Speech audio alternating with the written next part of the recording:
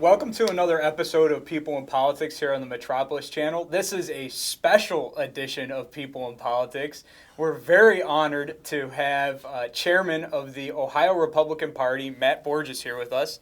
Thanks, Matt, for coming on board. Thanks for having me. This is great. You've been on CNN, you've been on Fox News, you've been on MSNBC, and now you're here on People in Politics. I've arrived. You're welcome. Yeah, by thank the you. way. Thank you. I appreciate that. Thanks for coming on board. This is going to be great. I appreciate you having me. So, usually we have a lot of elected officials on board, but you are technically an elected official, right? You're elected within the Republican Party. Yes, I'm elected by our state central committee. That's great. Now, this is a special election coming up. We have a big convention in Cleveland coming up. We do. And we're hearing words like delegates. We're hearing words like contested election, contested convention. What exactly does that mean? Do you pick delegates, or how do the delegates get on that floor to be able to pick the next Republican president? Well, the truth of the matter is it varies state by state. But here in Ohio, we have a process where each of the candidates that filed for election to run for president, to qualify for the ballot, and since our filing day was back in December, as you can imagine, we had all of them. Everybody filed. So even if they're not in the race anymore, Lindsey Graham filed delegates in Ohio. Really? What happens to those delegates? In Ohio, each of the candidates files their own slate of delegates, Okay. 66 delegates and 63 alternates. And those individuals then are actually the people that when you go to vote for the candidate that you want to win for president in Ohio, you're actually voting for the delegates. Okay. We have a choice in Ohio. The Secretary of State's office asks the party if we want the candidate's name to appear on the ballot or the delegates' names to appear on the ballot. In the past, you went and you pulled a lever for the delegates for that particular candidate in Ohio. Not anymore. Now we say just to have John Kasich's name appear, and as many people noticed, there were two places to vote for president because we elect delegates at the statewide level, what we call at-large delegates, and then we also elect delegates at the congressional district level. So there were two spaces to vote for president because what you're doing is you're electing those delegates. In Ohio, and per RNC rules, we had been what's called a proportional state up until the 2012 election. So you heard the term winner take all, right? Yes. Is that what that means? Okay. The RNC passed a rule a few years ago that allowed states to become winner take all if they pushed their elections back, their primary elections back to March 15th. Okay. Understanding that we would have preferred to be winner take all, we were proportional in Tampa for Romney. We actually had many Santorum delegates win congressional districts around the state. Gotcha. We approached the legislature, it was a year and a half ago probably, or a little over a year ago, to ask them to consider moving our primary back to March 15th. To the voters, it doesn't really make much of a difference. Mm-hmm. They go to elections when they happen. Many people suggested that perhaps because it wasn't the first Tuesday after the first Monday that people are used to, that obviously didn't end up mattering. We had the highest turnout we've ever had in the history of Ohio for very high. a presidential primary. Sure.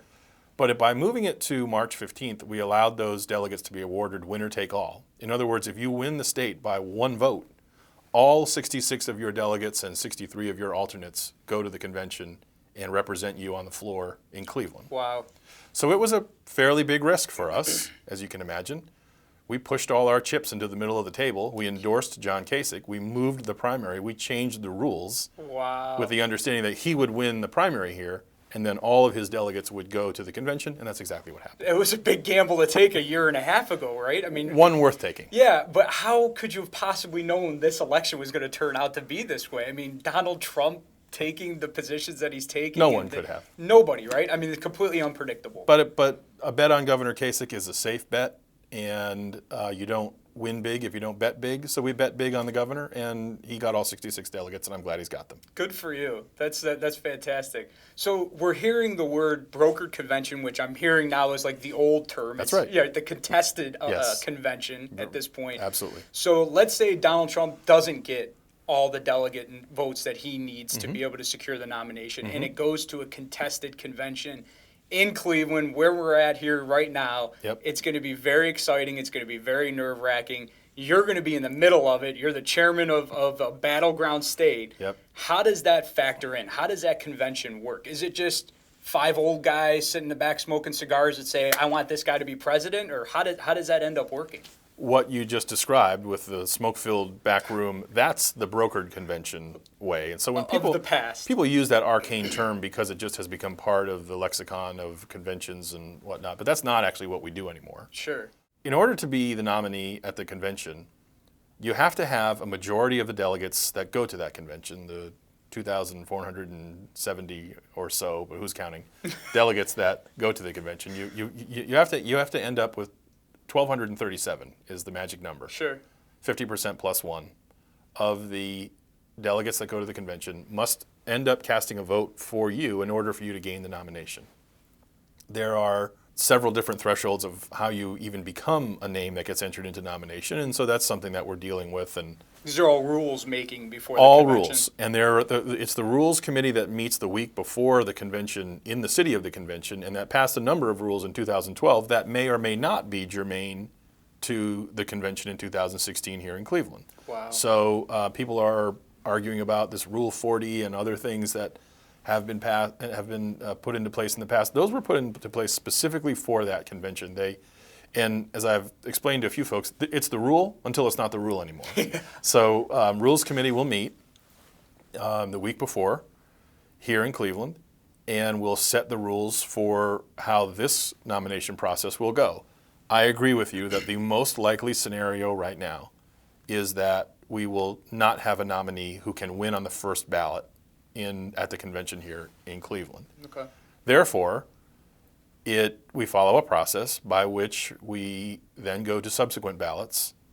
It's unclear whether the front runner would be able to make up the short distance between there and the magic number, or if in fact might lose delegates on the subsequent ballots because you are bound by RNC rules to vote for the candidate that you've been elected to represent on the first ballot only. And so right now we can speculate what the rules are going to end up being as they are today, but a week before the convention, the rules could be completely different. That's correct. And so the second ballot, for example, and the rules on the second ballot could be different from what they are now to what they are. The rules on the first ballot could change. They Really? theoretically could. I don't believe they're going to. Sure, yeah. They could unbind delegates on the first ballot. Wow. Theoretically. Wow. They're only bound for the first ballot, for the first round of balloting, by the RNC rule.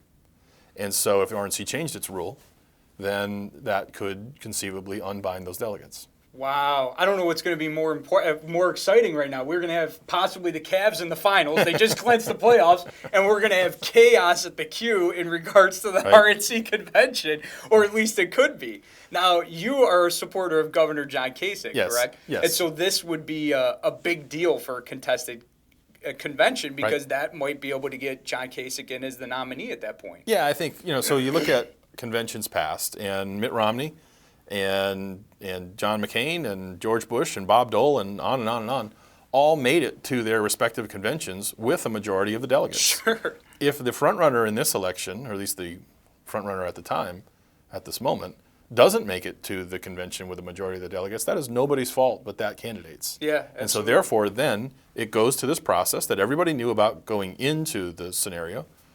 They didn't necessarily foresee it working out this way. But if they don't arrive at the convention with a majority of the delegates, there's no rule that says that they have to be the winner. Abraham Lincoln, the founder of our party, arrived at the convention in 1860 without a majority of the delegates. In fact, he wasn't even in the lead. Wow. As I like to say, if Ted Cruz had been around in 1860, he would have called on Abraham Lincoln to drop out of the race. But fortunately, he wasn't. Fortunately, the Union was saved. Fortunately, we grew this grand old party into what it is now and what it has done in terms of moving our country forward in so many historic, great people and moments over the history of this great country. And speaking about moving the party forward, do you think what's going on right now is negatively going to impact the party for years to come, or do you think that this is something that you guys will be able to overcome moving forward? Well, I think we have to be realistic about the situation that we're in right now. We control more state legislatures around the country than the Republican Party ever has in the history of the country. We have more governors, 31 governors, more than we ever have in the history of the country. We control the United States House, the United States Senate. We have more elected Republicans in Ohio than we ever have in the state's history. We have supermajorities, the largest we've ever had in both chambers of the legislature. Obviously, all of our statewide elected officials In our presidential primary, John Kasich received the most votes that any candidate for president has ever received in Ohio in a presidential primary. Wow. Last Tuesday. And so someone's voting for Republicans out there. Sure. And, sure. And the message seems to be working. You just had Bill Clinton himself come out yesterday and criticize Barack Obama for the terrible legacy of the last 7 years, as he put it.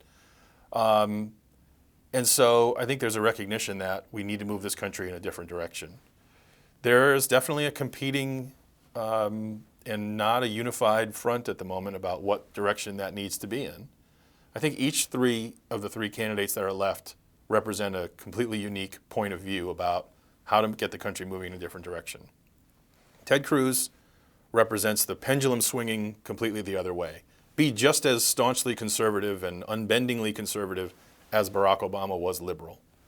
Only problem with that message is, while it sounds great to Republicans and to conservative voters, that's not where the country is. Mm-hmm. If the country were there, we wouldn't have to have this conversation in the first place, because Barack Obama never would have been elected president and moved the country so far to the left and be so unbendingly liberal. You have Donald Trump, who's out there kind of creating these boogeymen of, I can articulate what the problem is to you, and so therefore I can fix it. And it's all these different issues that he's brought up that unfortunately I think are not going to help us win in a state like Ohio. And then you have John Kasich, who is still the one out there pounding away saying, what we need to do is get government working again, work across the aisle, be that uplifting, transformative figure that Barack Obama promised to be in 2008, but then didn't deliver on.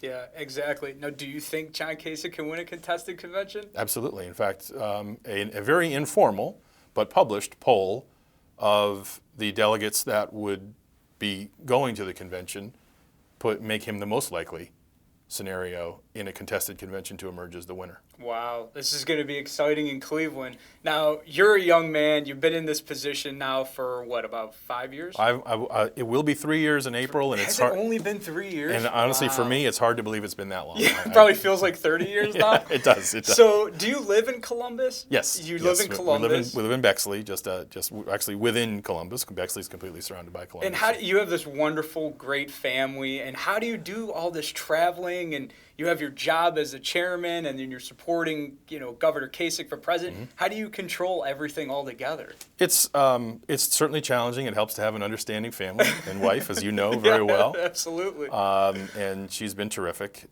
She was actually just elected last Tuesday to our Franklin County Republican Central Committee, her first time appearing on the ballot, and she won. So very happy for her. And she's also been, she's known John and Karen Kasich longer than I have. Oh, wow. And is personal friends with them. And so it really, even though she's not political by nature, at least she wasn't when she kind of got into this whole mess, this has been a nice experience for her because she's dealing with a lot of very good friends and friends of yours and mine that we know, people like Frank LaRose and people like Clarence Mingo and people who she just absolutely loves, make it an enjoyable experience for her to be involved in and be part of all these campaigns and all the crazy things that we have to do. That's great. That's great. She's also a delegate to the convention. That's going to be exciting. This is going to be great. I can't wait. Explained to our friends in the Kasich group the other day, we signed her up so that we could replace her. We put her name on there, figuring at some point in time there's going to be someone we want to put into the delegation who's not in here. So we're going to need people who will willingly step out. So she's one of those names that we have on just as kind of a placeholder. Sure. She told me the other day, I don't want Donald Trump to be president, so I'm going there, and I'm going to be on the floor, and I'm going to cast my vote for John Kasich or whoever else it is. It's not going to be Donald Trump. And I told the group, sorry, we're not going to get her off there now. She's going, and there's nothing we can do about it. Good for her. And since you still have to live in your house, you're not going to take up that fight, right? So when anyone asks me, why aren't you being neutral or why aren't you being supportive of Donald Trump, I'll say, you go home and explain it to my wife. Yeah, exactly. That's not a battle anybody would want to pick. Exactly. Everybody in the audience probably knows that as well. Well, thank you so much for coming on board. This has been great. It's been very educational. We've been friends for a while, and finally got you here. And I just want to say thank you very much for coming on board. Thanks for having me. So hopefully during the convention, maybe you'll be down here a lot, and we'll be able to get you on board again. And best of luck moving forward, and hopefully you'll have some free time sooner or later to maybe catch a round of golf or something here soon. Maybe in November. Yeah. Thank you very much. Thanks so much, We Bobby. appreciate it. Thank you. And thank you guys for tuning in to another episode of People in Politics. Stay tuned for the next episode. Thanks, guys.